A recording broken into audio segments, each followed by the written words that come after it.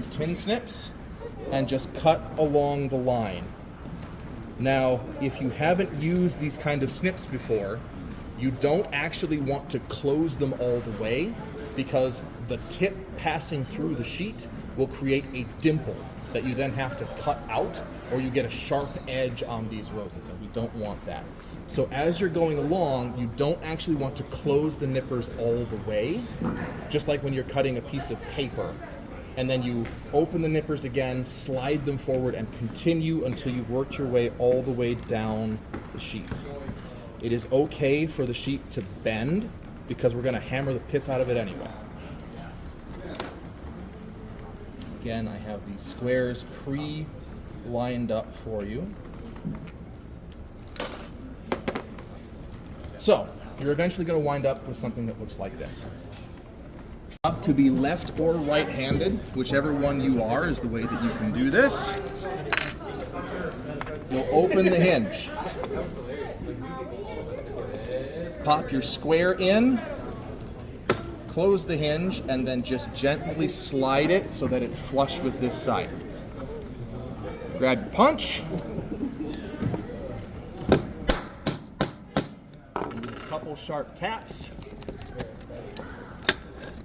You now have a hole in your sheet metal. This way, you don't need a drill press and we're going to octagonalize it. We're going to cut the corners off. The nice thing is that you don't have to be laser precise. Roses are an organic shape, and as we forge and work with these, they're going to warp and change shape, so it does not have to be a perfect octagon. Okay? Points for you if you do, but you don't have to. Now that we have it octagonalized, we're going to cut out the individual petals. So you're going to cut almost to the middle. You don't want to go all the way through. You want to leave separation there of at least 1/8 of an inch. A little more is better. Centimeter is that long. Centimeter is that long.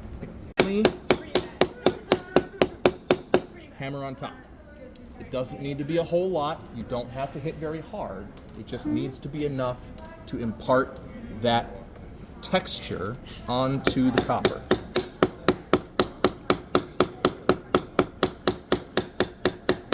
So what I'm doing is I'm keeping the hammer like this.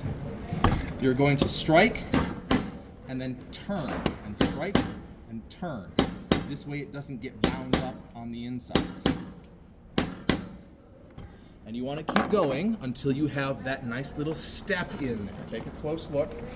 So you can see that we now have a shoulder that the petals will eventually rest on top of.